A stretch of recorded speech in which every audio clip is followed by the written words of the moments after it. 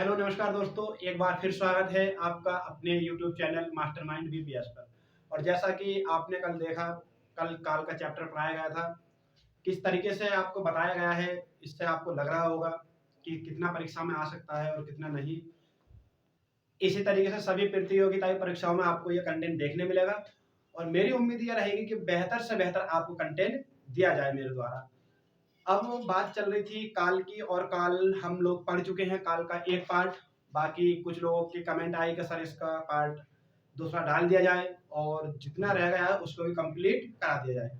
तो चलिए दोस्तों, जहां से हमने कल छोड़ा था वहीं से शुरू करते हैं और एक बार हम जल्दी जल्दी रिवाइज कर लेते हैं कि कल हमने काल पढ़ाया था और काल में हमारे क्या क्या था, कितने उसके भेद थे। ये अच्छी तरीके से आप लोग एक बार रिवाइज कर लें।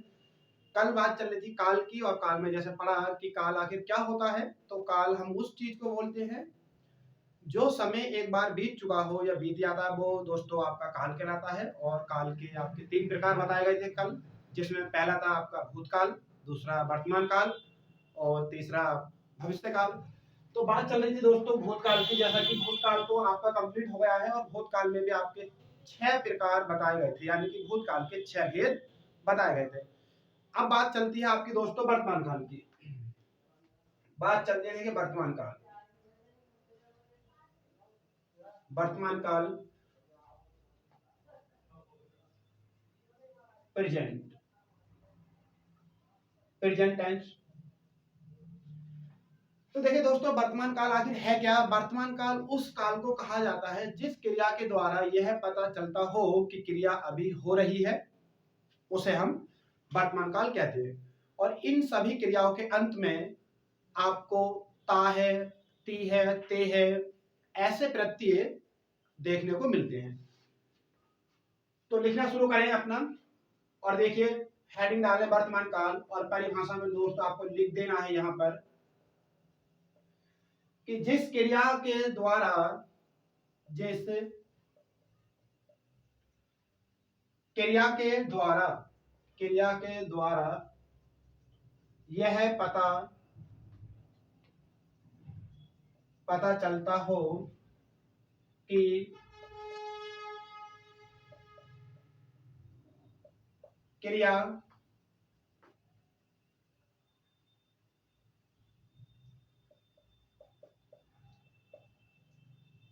अभी हो रही है, अभी हो रही है, उसे वर्तमान काल कहा जाता है। उसे वर्तमान काल कहा जाता है। तो देखिए दोस्तों, वर्तमान काल की सीधी सी पहचान है कि वर्तमान जिस क्रिया के द्वारा यह पता चलता है कि क्रिया अभी हो रही है, उसे हम वर्तमान काल कहा जाता कहते हैं। और वर्तमान काल की सीधी सी पहचान आप लोग क्या डालेंगे। पहचान दोस्तों सबसे आसान है इसकी, इस काल के, इस काल, इस काल के वाक्यों के अंत में, अंत में, या फिर आप लिख सकते हैं, या फिर क्रिया के अंत में, क्रिया के अंत में ता है, ते है, ती है आदि प्रत्ययों का प्रयोग किया जाता है। आदि प्रत्ययों का प्रयोग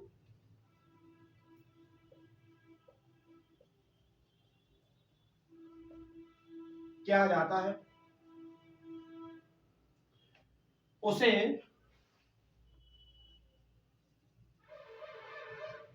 वर्तमान काल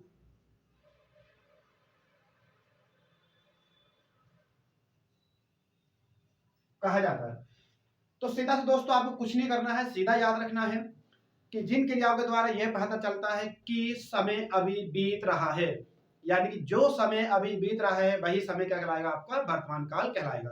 और पहचान में आपको दोस्तों क्या रखना है यार, जिन क्रियाओं के अंत में ता है, ती है, ते है, अगर ऐसे प्रत्यय जुड़े हो तो वो सभी प्रत्यय पहचान कराते हैं आपकी वर्तमान काल के। और बात चलती है दोस्तों, लास्ट में आप लिखते हैं नोट करके, वर्तमान काल के, वर्तमान काल के 5 भेद होते हैं, 5 भेद होते हैं। तो 3 बातें दोस्तों आपको नोट करनी है। पहला है कि ऐसी क्रियाएं जिनके द्वारा समय घटित होने का बोध होता है उन्हें हम वर्तमान काल कहते हैं। दूसरी बात याद रखनी है कि इस क्रिया के अंत में ता, ती, ते आदि प्रत्यय जुड़े होते हैं जो वर्तमान काल की पहचान कराते हैं। और तीसरी बात दोस्तों आपको यहाँ याद रखना है कि वर्तमान काल में कितने भेद होते हैं, 5 भेद होते हैं। आप लोग इसको नोट कर लीजिए। चलते हैं इसके प्रकार के भेद में।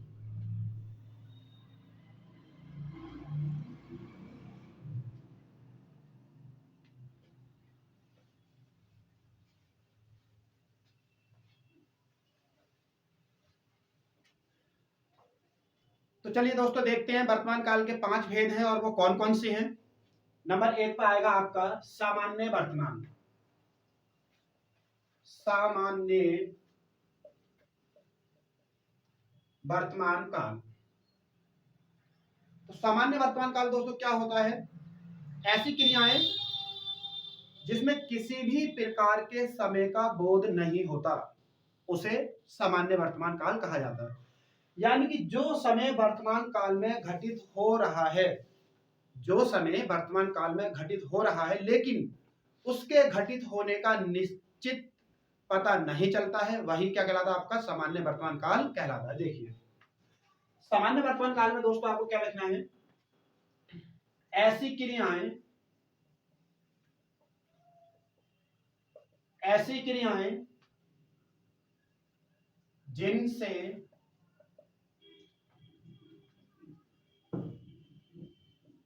वर्तमान काल में, वर्तमान काल में घटित होने, घटित होने वाले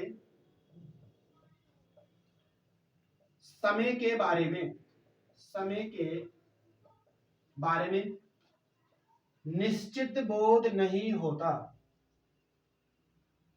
निश्चित बोध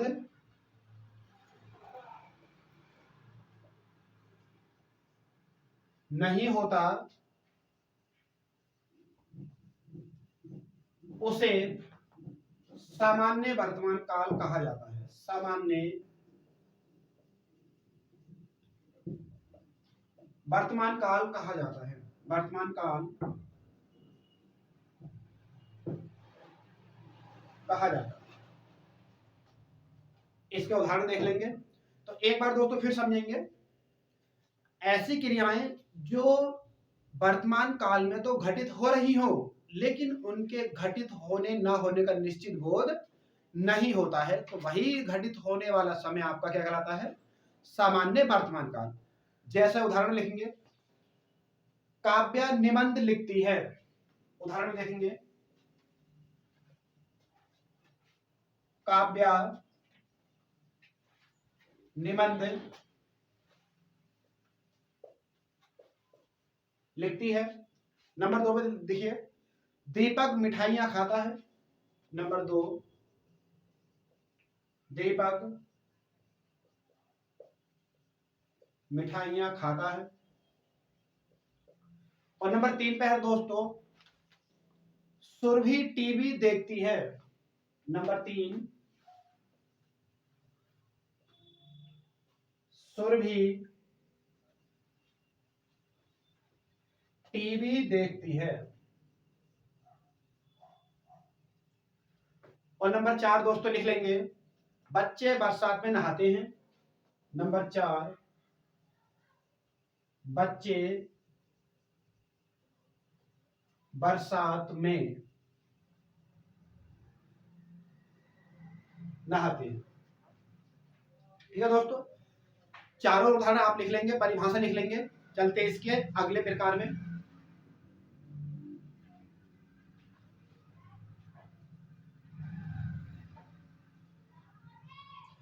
तो एक बार दोस्तों मैं आपको फिर बताना चाह रहा हूँ। सबसे पहले देखिए आपका वर्तमान काल, और वर्तमान काल क्या होता है? वर्तमान काल वो होता है जो समय अभी वर्तमान में घटित हो रहा है, यानी कि जो समय अभी बीत रहा है वही बीतने वाला समय वर्तमान काल कहलाता है। वर्तमान काल के 5 भेद होते हैं, और 5 भेद में पहला भेद है आपका सामान्य वर्तमान काल। सामान्य वर्तमान काल दोस्तों सीधी सी बात है कि ऐसा समय जो वर्तमान में तो बीत रहा है लेकिन उसके बीतने का आपको निश्चित बोध नहीं होता है, वही समय क्या कहलाएगा? आपका सामान्य वर्तमान काल। चलते इसके अगले भेद के बारे में।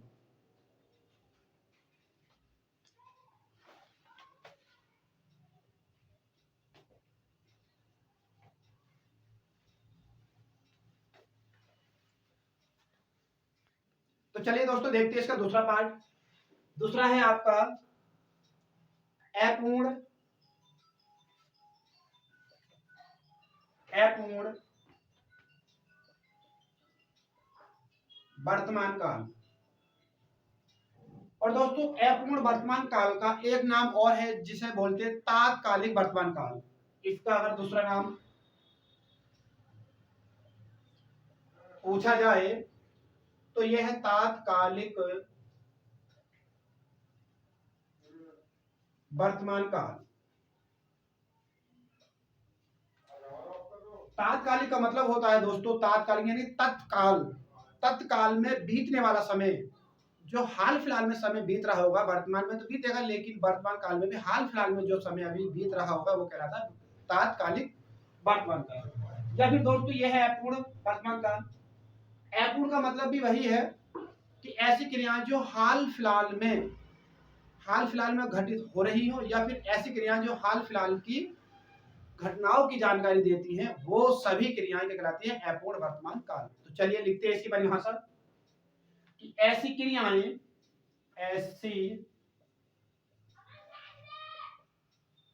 ऐसी क्रियाएं दोस्तों जो हाल फिलहाल की घटनाओं की जानकारी देती हैं, जो हाल फिलहाल की घटनाओं की जानकारी देती हैं, उसे अपूर्ण वर्तमान काल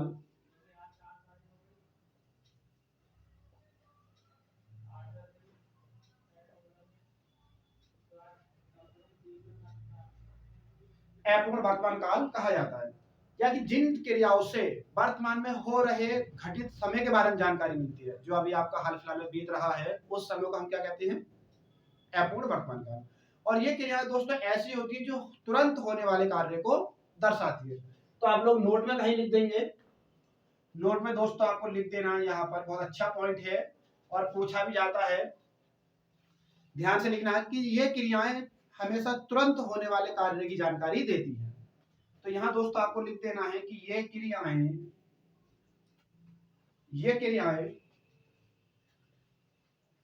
तुरंत होने वाले कार्य की जानकारी देती है।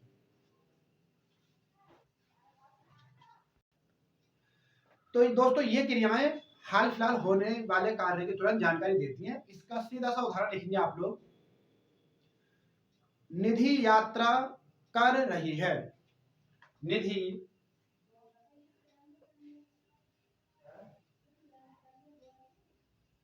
यात्रा कर रही है। और दूसरा उदाहरण लिखना है दोस्तों आपको, बच्चे मैदान में खेल रहे हैं।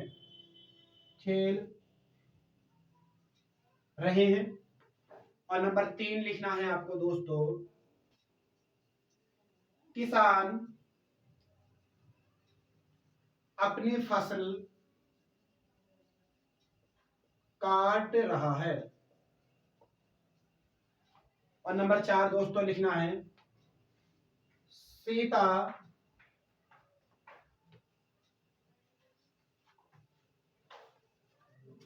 आराधना कर रही है, कर रही है। तो 4 उदाहरण दोस्तों आपको लिखने हैं और लास्ट में लिख देना है दोस्तों कि ये जो आपका अपूर्ण वर्तमान काल होता है, इसमें हमेशा क्रिया एक बार शुरू हो जाती है और एक बार शुरू होने के बाद में उसकी समाप्ति का बोध नहीं होता है। तो दोस्तों चलते हैं इसके अगले पार्ट में, आप इसका स्क्रीनशॉट ले लीजिए। तो चलिए दोस्तों देखते हैं इसका अगला पार्ट।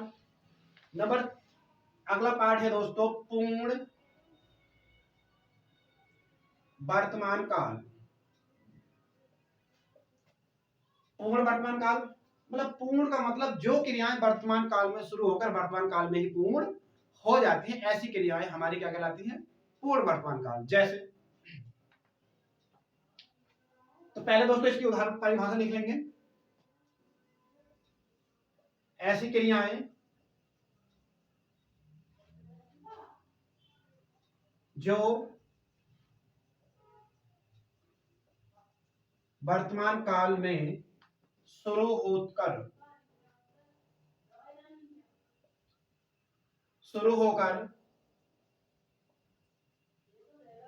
वर्तमान काल में ही पूर्ण होती हैं, उसे पूर्ण वर्तमान काल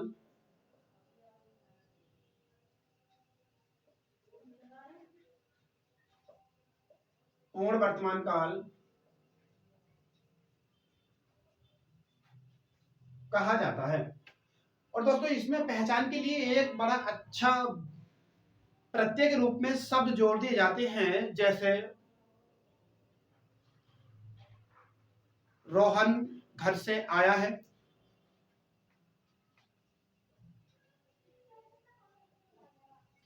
रोहन घर से आया है। तो मैं बात कर रहा था दोस्तों प्रत्यय की कि आखिर इसमें पूर्ण वर्तमान काल में ऐसे कौन से प्रत्यय होंगे जो आपको पूर्ण वर्तमान काल की पहचान कराएंगे। तो देखिए दोस्तों आपको सुनने में आया होगा लिया है, दिया है। इस तरीके के प्रत्यय जब किसी वाक्य के अंत में जोड़ दिए जाते हैं तो वो सभी प्रत्यय आपकी काय की पहचान कराते हैं पूर्ण वर्तमान काल की। जैसे रश्मि ने चिड़ियाघर देख लिया है, तो उदाहरण लिखेंगे आप, रश्मि ने चिड़ियाघर देख लिया है। नंबर 3 पर लिखेंगे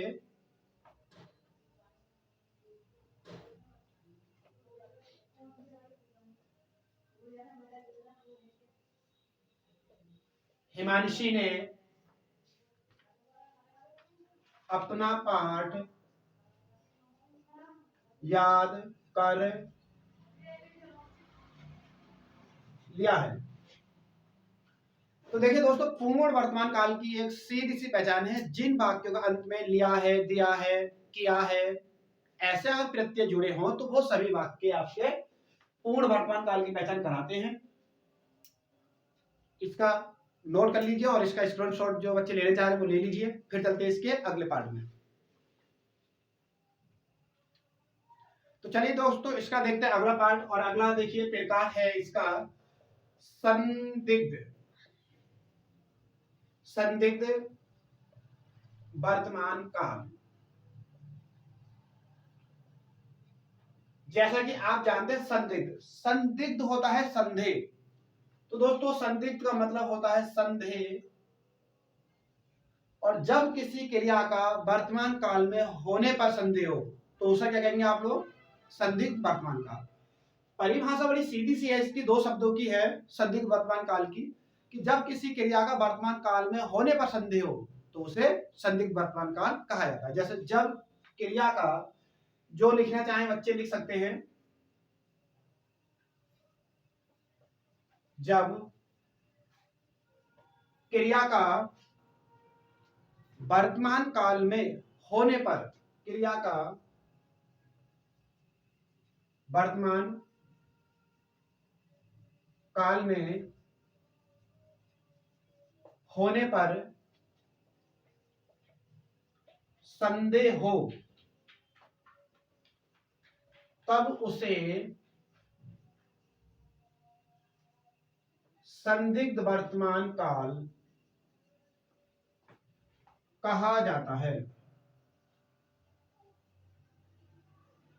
कहा जाता है। तो सीधे शब्दों में दोस्तों ऐसे भी बोल सकते हैं आप लोग कि अगर वर्तमान काल की कोई क्रिया हो रही है लेकिन उसमें कंडीशन दे रखी है। कंडीशन क्या? शर्त दे रखी है। और शर्त कैसी होगी? अगर उसने पढ़ाया होगा तो उसने पढ़ा होगा, उसने लिया होगा तो उसने दिया होगा। इस तरीके से जो शर्तें होती हैं, लेकिन वो शर्त ऐसी होनी चाहिए कि क्रिया के अंत में आपके ताकीद रहने बहुत ही जरूरी है।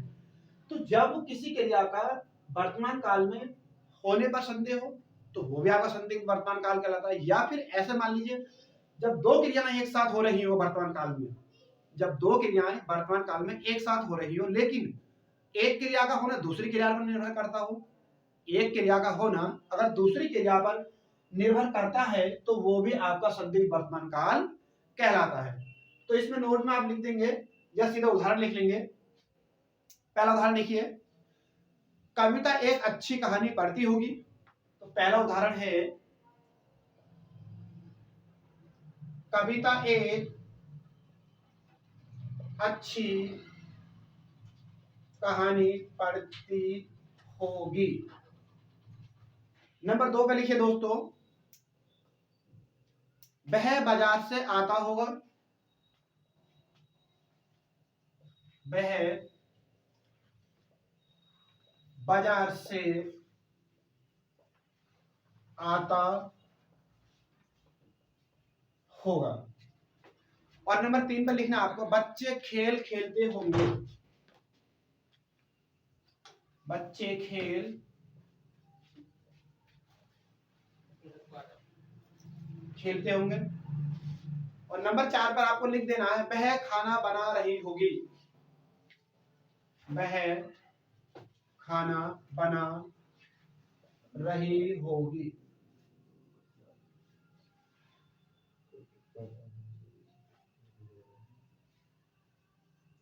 बनाती होगी। तो इस प्रकार के वाक्य दोस्तों आपको याद रखने हैं।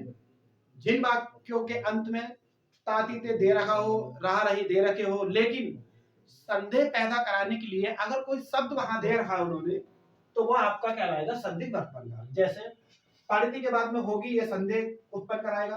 आता के बाद में होगा, ये भी संदेह उत्पन्न कराएगा। खेलते क्रिया है लेकिन होंगे, ये संदेह है, जरूरी नहीं खेल रहे हो। बनाती क्या है? क्रिया है और इसके बाद में होगी संदेह है। तो ऐसे शब्द जहां आपको देखने मिले वो कहलाते हैं संदिग्ध वर्तमान काल। चलिए चलते इसके अगले पार्ट में, भेद में। नोट कर लीजिए जिसको करना है। तो वर्तमान काल का लास्ट भेद जो है वो है संभाव्य वर्तमान काल। तो लास्ट में देखते हैं संभाव्य संभाव्य वर्तमान काल। वर्तमान, और दोस्तों संभाव्य का मतलब होता है संभावना। संभाव्य का मतलब होता है संभावना, मतलब ऐसी क्रियाएं जो वर्तमान काल में होने वाले कार्य की सिर्फ संभावना को दर्शाती हो, तो सभी क्रियाएं क्या कहलाती हैं? संभाव्य वर्तमान काल। यानी कि जो भी समय आपका बीतेगा, जो भी कार्य होगा, उसकी केवल आप संभावना करेंगे। और संभावना का मतलब है कि संभावना में ना तो कोई कार्य निश्चित होता है और ना ही कोई कार्य निश्चित नहीं होता है। 50% हाँ रहता है और 50% आपका ना रहता है। तो आप क्लियर नहीं कर सकते कि संभाव्य में कोई कार्य पूर्ण रूप से हो ही जाएगा, और आप क्लियर ये भी नहीं कर सकते कि संभाव्य में आपका कोई कार्य पूर्ण रूप से नहीं होगा। जहां होने ना होने की कंडीशन लगातार बनी रहती है, वहां दोस्तों होता है आपका संभाव्य वर्तमान काल। तो चलिए लिख लेते हैं इसकी परिभाषा। देखिए, जिस क्रिया के होने की केवल संभावना व्यक्त की जाए उसे संभाव्य वर्तमान काल कहा जाता है। तो लिख देंगे दोस्तों एक छोटी सी परिभाषा, जिस क्रिया के होने की केवल संभावना व्यक्त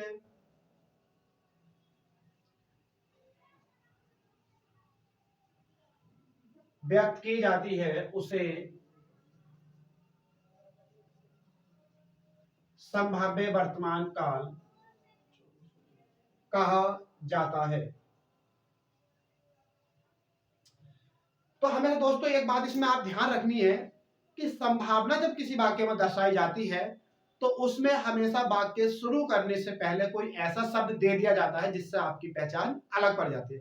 वरना ये भी अगर पहचान के लिए शब्द नहीं देंगे तो इसकी पहचान आपको करना मुश्किल हो जाएगी और यह बन जाएगा आपका संदिग्ध में। तो दोस्तों संदिग्ध में भी संदेह होता है और ये भी संभावना में संभावना होती है। तो लगभग लगभग दोनों काल एक जैसे होते हैं, लेकिन दोनों कालों के उदाहरण जब आप अंतर करेंगे तो सिर्फ इतना अंतर होता है कि इसमें केवल संदेह यानी कि शक होता है, संदेह यानी कि शक होता है, और संभावना में केवल संभावना यानी कल्पना होती है। और दोनों में अंतर इतना है कि जब संभाव्य वाले वाक्य आते हैं तो वाक्य स्टार्ट करने से पहले कोई शब्द ऐसा दे दिया जाता है जिससे आपको क्लियर पहचान पड़ जाती है। जैसे पहला उदाहरण लिखिए, शायद मोहिनी बाजार से आती हो,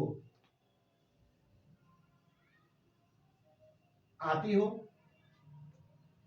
तो देखिए दोस्तों, मोहिनी बाजार से आती हो, अगर आप इस वाक्य की यहां से पहचान करेंगे तो ये वाक्य दोस्तों बनेगा संभाव्य में, सॉरी दोस्तों संभाव्य नहीं बनेगा, संदिग्ध में बनेगा, संदिग्ध में बनेगा, क्योंकि इसमें केवल संदेह या शक हो रहा है कि मोहिनी बाजार से आती होगी, क्लियर नहीं आती हो। अब दोस्तों देखिए, इस मोहिनी के पहले जोड़ा है शायद, और शायद कैसा शब्द है जो केवल संभावना को व्यक्त करेगा। आगे चलते, हो सकता है, हो सकता है, हो सकता है कि वह आज आ जाए। तो देखिए दोस्तों, ये भी संभावना वाला शब्द है, हो सकता है कि वह आ जाए, एक अनुमान है, क्लियर नहीं है। और तीसरा उदाहरण लिखना है,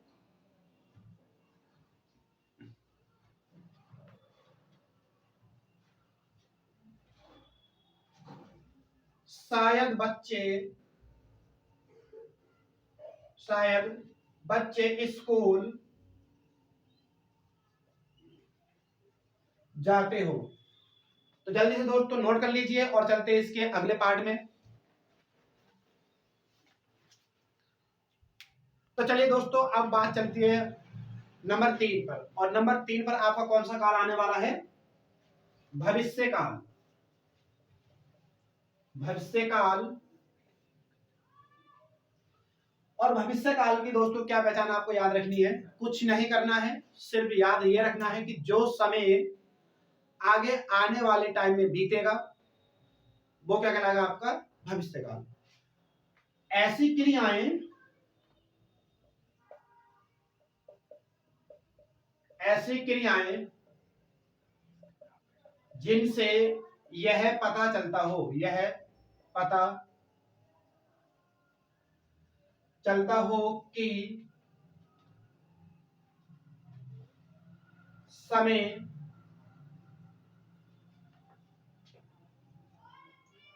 आगे बीतने वाला है, बीतने वाला है, उसे भविष्य काल, उसे भविष्य काल कहा जाता है। और दोस्तों इसकी सिर्फ एक ही पहचान आपको याद रखनी है कि भविष्य काल के जितने भी आपके वाक्य होते हैं उन वाक्यों में क्रिया के साथ गा गी गे हमेशा जुड़ा रहेगा। तो पहचान में लिख देंगे दोस्तों आप लोग यहां पर नोट करके, इस काल के, इस काल के वाक्यों के अंत में, अंत में गा गी गे आदि प्रत्यय, आदि प्रत्यय हमेशा जुड़े रहते हैं, जुड़े रहते हैं। और दोस्तों भविष्य काल के 3 भेद होते हैं, और चलते बात करते हैं 3 भेद की। उतार लीजिए जल्दी से इसको।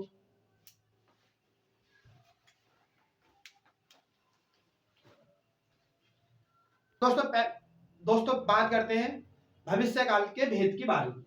तो पहला है दोस्तों, देखिए हेडिंग डाल देंगे आप लोग, सामान्य सामान्य भविष्य, सामान्य भविष्य काल, यानी कि ऐसा समय जो भविष्य काल में तो बीतेगा या घटित होगा, लेकिन उसके बीतने ना बीतने का क्लियर बोध नहीं होगा, वही समय क्या कहलाएगा आपका सामान्य भविष्य काल। यानी कि सीधे शब्दों में दोस्तों कहें तो जो क्रियाएं भविष्य में तो हो रही हो, लेकिन उनके किसी भी प्रकार से समय का बोध नहीं होता है। तो लिख देंगे जो क्रियाएं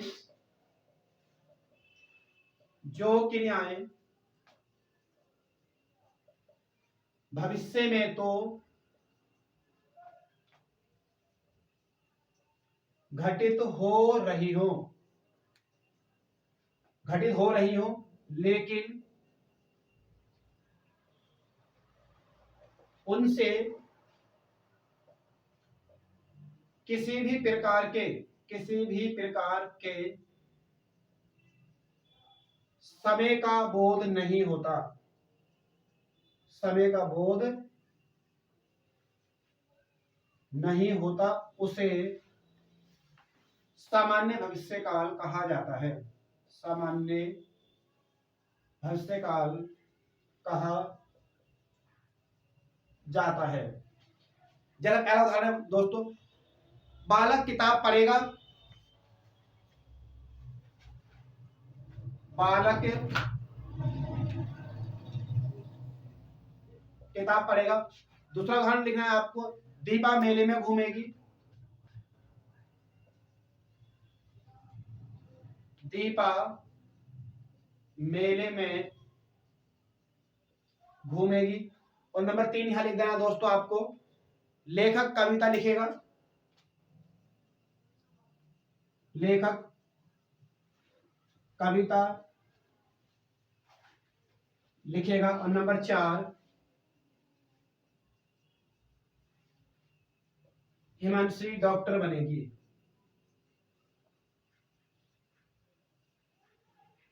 देखिए दोस्तों, सीधी सी पहचान ये है कि सामान्य भविष्य काल में आपको क्या याद रखना, क्रिया के साथ में जब दागी गे जुड़ा हो तो उसे बोलते हैं सामान्य भविष्य काल। चलिए चलते हैं अगले पार्ट में इसके कर लेते हैं भेद नंबर 2 की। तो भेद नंबर 2 संभाव्य भविष्य काल। तो नंबर दोस्तों आपको लिख देना है संभाव्य भविष्य काल। और जैसा कि दोस्तों आप जानते हैं, संभाव्य का मतलब सिर्फ संभावना होता है, सिर्फ संभावना। तो ऐसी क्रियाएं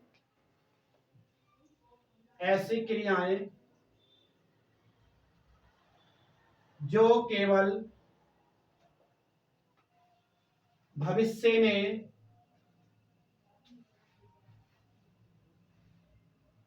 घटित होने की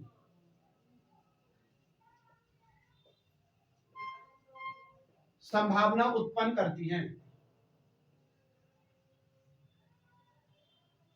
उसे संभाव्य भविष्य काल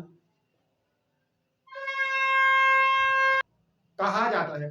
तो दोस्तों सीधी सी पहचान रखनी है आपको इसकी, क्या कि भविष्य में होने वाली क्रियाओं के बारे में जब केवल संभावना व्यक्त की जाए तो उसे हम बोलते हैं संभाव्य भविष्य काल। स्क्रीनशॉट ले लीजिए और इसके कुछ उदाहरण है वो मैं आपको बता रहा हूं कौन कौन से। देखिए, शायद वर्षा कल होगी। तो पहला उदाहरण है आपका, शायद वर्षा कल होगी। और दूसरा उदाहरण लिख देना दोस्तों आपको, संभव है तुम कक्षा में प्रथम आओगे। तो दूसरा लिख देना दोस्तों आपको, संभव है वह कक्षा में प्रथम आएगा। और तीसरा उदाहरण लिख देना दोस्तों आपको, शायद हम मसूरी घूमने जाएंगे। शायद हम मसूरी घूमने जाएंगे। तो एक बार दोस्तों इसको फिर नोट कर लीजिए, मैं आपको फिर बता रहा हूं बहुत थोड़े से शब्दों में, कि भविष्य में जब होने वाली क्रियाओं के बारे में सिर्फ संभावना व्यक्त की जाए, और जरूरी नहीं भविष्य में क्रिया जो घटित होगी वो हो ही जाएगी, नहीं भी हो सकती, तो केवल अनुमान जब लगाया जाता है, केवल संभावना व्यक्त की जाती है, तो वहां पर होता है आपका संभाव्य, संभाव्य बोलो, संभाव्य भविष्य काल। ठीक है, तो इसका स्क्रीनशॉट ले लीजिए। तो चलिए दोस्तों, आप में से बहुत शर्माते बहुत है, ये बड़ी दिक्कत वाली बात है। शर्माते क्यों हो? मेरे साथ बोलो, बोलो बोलो, फिर शर्माते हो, फिर सर हंसते हैं, मुस्कुराते हैं। तो भाई आप ही लोग पढ़ रहे हैं। चलिए नंबर 3 बताइए। नंबर 3 पर हेतु, हेतु मद भविष्य लिखिए। हेतु, हेतु राइटिंग में कोई बच्चा नहीं आएगा, ठीक है भाई। हेतु, हेतु मद भविष्य, इसको लिख देना शॉर्ट में। अब देखिए हेतु, हेतु मद का मैंने पहले भी एक बार समझा चुका हूं। हेतु, हेतु मद का मतलब होता है, सिर्फ हेतु, हेतु का देख लो। हेतु, हेतु का मतलब होता है एक क्रिया का होना दूसरी क्रिया पर निर्भर करता हो। अब बात किसी भी काल की चल रही हो, भविष्य की हो, वर्तमान की हो या भूत की हो, तो जहां पर एक क्रिया का होना दूसरी क्रिया पर निर्भर करता है तो वो हेतु, हेतु मत कहलाता है। अब बात ये आती है कि क्रिया हो कौन से काल में रही है। अब ये क्रिया किस काल में हो रही है आपकी? भविष्य काल में हो रही है। तो भविष्य काल में हो रही है, तो भविष्य काल में जब एक क्रिया का होना दूसरी क्रिया पर निर्भर करेगा तो वो कहलाएगा आपका हेतु, हेतु मत भविष्य काल। तो चाहे तो दोस्तों इसको जल्दी से लिख लेंगे बहुत कम शब्दों में। जब भविष्य में एक क्रिया का होना, एक क्रिया का होना दूसरी क्रिया, दूसरी क्रिया पर निर्भर करता है तो उसे हेतु, हेतु मद भविष्य काल कहा जाता है। ठीक है दोस्तों। तो जो क्रियाएं भविष्य काल में होती हैं, लेकिन उनके होने की कंडीशन होती है कि वो एक क्रिया के बगैर होंगी नहीं, यानी कि एक क्रिया होगी तभी दूसरी क्रिया होगी। ऐसी कंडीशन जहां लागू होगी वहां क्या होगा? हेतु, हेतु मत भविष्य। तो लिख लिया, पहला उदाहरण लिख लेंगे आप इसका। अगर हवा चलेगी, चलेगी तो खुशबू आएगी। ठीक है दोस्तों। तो देखिए चल में गा लगा है और आय में गी लगी है, तो यानी कि क्रिया के साथ में गा गी होना भी जरूरी है। ठीक है दोस्तों, क्रिया के साथ में गा गी भी होना जरूरी है, तभी ये आपकी भविष्य काल कहलाएगी। दूसरा लिखिए, हवा चलेगी तो महक आएगी, तो हो गया। दूसरा लिखिए, मोहन आएगा तब हम जाएंगे। दूसरा है मोहन आएगा तब वह जाएगा। और एक उदाहरण जल्दी से फटाफट लिख दीजिए। हम पत्र लिखेंगे, हम पत्र लिखेंगे तब वह उसको पढ़ेंगे। तो ये था दोस्तों आपके लिए धमाकेदार चैप्टर, और मैं उम्मीद करता हूं कि आप लोगों को बहुत अच्छे से समझ में आया होगा। वीडियो को लाइक करें, शेयर करें और हमारे चैनल को सब्सक्राइब करना ना भूलें। तब कल तक के लिए सभी साथियों जय हिंद। बोलूं?